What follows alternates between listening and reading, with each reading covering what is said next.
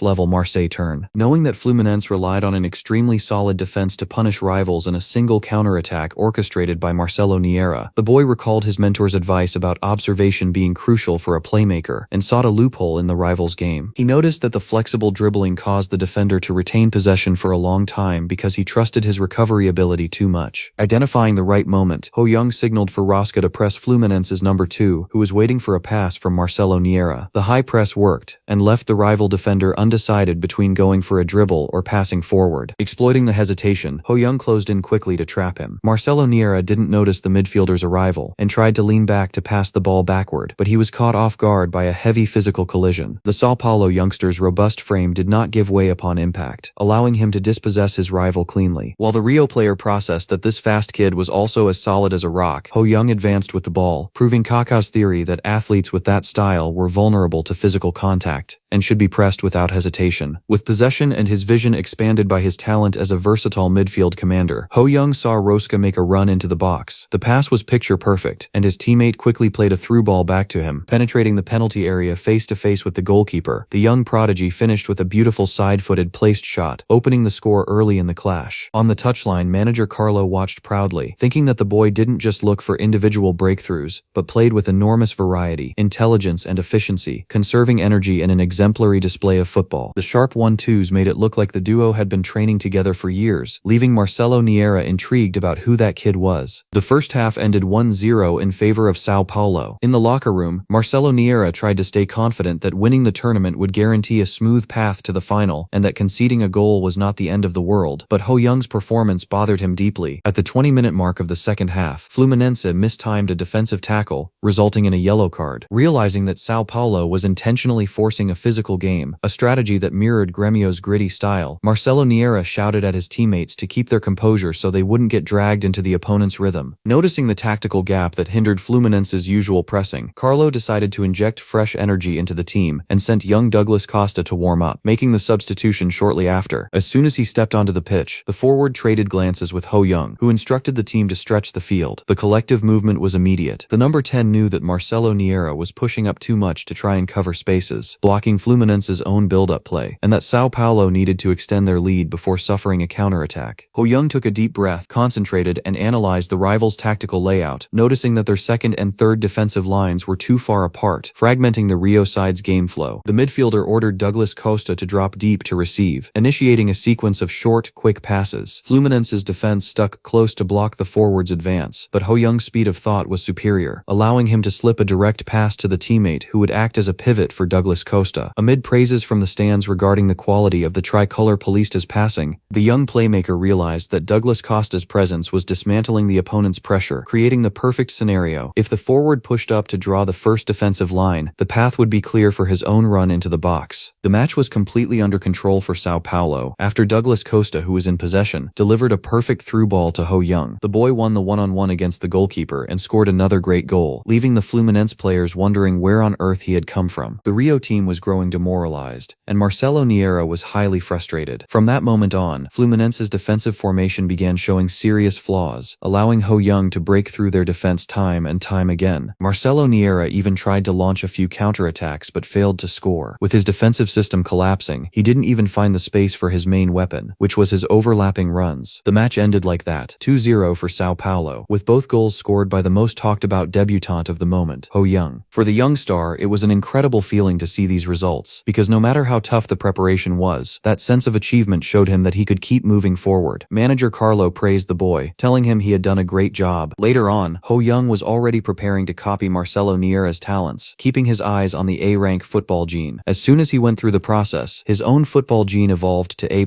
and the time required to copy the next talent dropped to 15 days. He had started incredibly well, and the team was also flying high. If they reached the quarterfinals, it would practically be a shortcut to the grand final. The boy thoroughly enjoyed all of it, and felt his heart race when the crowd cheered for his performance, feeling even happier about winning the match than about the talent itself. Meanwhile, in a coffee shop, scout Antonio Soriano was analyzing various documents and reports, thinking that there were many interesting prospects that year. The sheer volume of reports he needed to write was absurd, on top of having to scout young talents and conduct negotiations in an endless pile of work. Nearby, the ladies working at the shop whispered among themselves, commenting that the man had only ordered an Americano and had already been sitting there for 2 hours, and that he could at least order a slice of cake. He felt a bit self-conscious about the comment and thought that he really needed to focus on work and start with what was most important. Analyzing the papers of Neymar dos Santos, he noticed that Marcelo Niera had been completely neutralized by that A-level kid, which made Antonio Soriano keep his eyes wide open regarding Ho Young. 3 days later, during a National League match, Antonio Soriano was present in the stands. The first game was Santos against Coritiba, and most of the crowd consisted of family members, friends, and journalists, given it was a U15 category match and didn't attract that many people. Even so, all eyes were focused on a single player, the #1 prospect, Neymar. Antonio Soriano, after observing him for nearly a year, noticed that he still lacked a bit of stamina, but recognized that he was a very balanced player with impressive agility, flashy technique, good ball control, and a great blend of physical lightness and eye-catching skills. Santos won 3-0 just as the scout had expected, making him think that this year's championship would likely go to the Santos team. The next match would be between Sao Paulo and Bahia, and Antonio Soriano needed to observe 4 specific players: Casemiro, Douglas Costa, Rosca, and Ho Young, curious to see what kind of football they would display. Later on, the scout was radiant, as Ho Young truly looked special. The boy had highly solid fundamentals, his own repertoire of plays, and not only created the game as a midfielder, but also operated in various positions, proving to be an absurdly versatile player. He completed 9 successful dribbles and 3 shots on target, even though he was substituted around the 60th minute, likely to be preserved for the next clash against Fluminense. The kid possessed natural talent, technical quality, and physical capacity with no evident weak points, which would give him the conditions to compete even in the professional ranks. But the scout decided to wait a little longer to get to know him up close. After the game, Ho Young and his team celebrated the 3-0 victory over Bahia. The rehearsed plays had worked out beautifully, and the youngster had highly motivated the squad, but he ended up being the first to split from the group to reflect. He thought that, overall, the performance was good, but his clinical finishing left much to be desired, and if he hadn't been substituted, he could have scored another one. He put it in his mind that next time, he would have to learn how great goal scorers find the back of the net. Knowing that the season was still long, the world was full of talent, and there was no reason to rush. It was at that moment that Antonio Soriano approached him and handed him a card, introducing himself as a football club scout and saying he would like to talk. When Ho Young looked at the business card, he took a fright upon noticing that the man was from Real Madrid, Spain. Antonio Soriano told him not to overthink it right now, just to remember that a major Spanish club recognized and valued his talent, bidding farewell with a "see you soon" and saying he would be rooting for him. 4 days later, after a 5-hour flight, the Sao Paulo delegation arrived in Rio de Janeiro. Manager Carlo explained that during the National League games, they had saved energy precisely with the rematch against Fluminense in mind. Last time, they won 2-0, but their opponents were not going to take that lying down, especially playing at home, where a simple lapse in concentration could be fatal. If they won, the path to the final would be smooth, since a win, a draw, or even a 1-goal eventual defeat would take the team to the quarterfinals of the Super Championship, so it was time to show the squad's strength. During the handshakes before the opening whistle, Marcelo Niera deliberately squeezed Ho Young's hand tightly. The boy thought to himself about the audacity of that guy, and got even more motivated, knowing he couldn't lose the match under any circumstances, as it was his chance to obtain Kaká's talent, advance in the tournament, and still copy Marcelo Niera's own skills. Perhaps because he had copied the football gene previously, the conditions had become easier, requiring only that he play against Marcelo Niera for 60 minutes, score a goal, and block an advance from his rival, transforming the match into a true one-on-one of pure individual technique. When the match began, Ho Young noticed that Fluminense's formation was different, coming out in a 4-4-2 that reinforced the flanks with a wide winger, a direct response to Sao Paulo, who usually played compactly and through the middle. Marcelo Niera was positioned on the right wing, indicating that would be the side they would attack from, but Ho Young had a plan and told Rosca to drop back, since if the opponent reinforced the wings, they would switch to a 4-3-3 formation. Manager Carlo also thought that Fluminense had set up a good strategy, except that their midfield would be left vulnerable, so Sao Paulo needed to dominate that sector and prevent the ball distribution to the flanks. At the 8-minute mark of the first half, Douglas Costa was trying to drive forward but was being marked relentlessly from all sides, with the opponents attacking as if they were facing a mortal enemy, fighting as if their very lives depended on it. Ho Young noticed the problem, as the team was having serious difficulties in midfield, precisely where the strategy was supposed to fit. Rosca couldn't find his footing on the pitch either, and during a contested play, he ended up pushing one of the opponents and falling down with him. Both ended up injured, and to make matters worse, the referee showed a straight red card to Rosca. Ho Young tried to argue, thinking that his teammate had merely lost his balance while trying to recover, and that it was clearly accidental, knowing that it wasn't a simple sending off, since under the rules of the Brazilian Super Championship, a straight red card resulted in an automatic 2-match suspension, which would rule Rosca out of the quarterfinals even if they advanced. The referee harshly asked for the name of the sent-off player, while Rosca kept repeating that it was an accident and that he hadn't done it on purpose. Seeing the referee issue a final warning to state the name quickly, Ho Young intervened and told his teammate to do what was being asked, as the referee had already made up his mind and complaining would only make things worse. Rosca introduced himself to the referee and was escorted off the pitch, and Ho Young knew all too well that you should never argue with the officiating. The rest of the team was visibly frustrated and dejected. After all, they had trained 4 full days just for that match, and all their efforts seemed to be crushed by an injustice. The young star understood that, as much as the home field advantage played a part, sometimes it was just bad luck, and since luck was also part of sports, they would have to win on pure skill from that moment on, no matter what it took. Since they were down to 10 men, and it severely affected the team's performance, manager Carlo called over Frenu, the captain, and instructed that there would be no problem in conceding possession, as long as they focused on cutting passing lanes, closing down spaces for shots, and avoiding unnecessary physical confrontations. The new strategy would be to use the false 9 tactic, having Douglas Costa drop back and leaving Ho Young in this versatile role, positioning himself as a center forward but constantly dropping deep to help the midfield, functioning, in practice, as a legitimate midfielder disguised as an attacker. Frenu ran to pass the instructions of the new tactic to Ho Young, aware that they needed to maintain the team's organization at all costs during counterattacks. The boy carried an enormous responsibility on his shoulders, transforming into the team's sole hope and true pillar, from the defense all the way to the battle waged in midfield. He ran tirelessly, determined not to betray manager Carlo's trust, supporting the midfielders through the center, and sometimes dropping back even further to closely marked defenders. His participation in the defensive gear was active, helping intercept passes and avoiding reckless physical challenges. However, the youngster soon realized that if they kept going that way, they would end up losing, as the hole left by Rosca's expulsion was simply too big. Ho Young knew that no matter how much they reinforced the defense, the opponent could simply step up their offensive pressure at any moment. To make matters worse, Marcelo Niera was a massive problem. He was in peak form, running across the entire pitch and looking like a completely different player from their first encounter. In a quick build-up play, he delivered a precise cross, and the Fluminense forward sent it into the back of the net with a header. Ho Young felt the blow but told everyone to stay focused because they could still win. The problem was that the crowd was pushing Fluminense hard since they were playing at home. It wasn't just a tough game. The shouts and provocations coming from the stands were intimidating everyone on the Sao Paulo side, affecting even the captain. Exploiting this blackout, shortly before the end of the first half, Marcelo Niera found yet another pocket-perfect assistance, and the first half ended in a bitter 2-0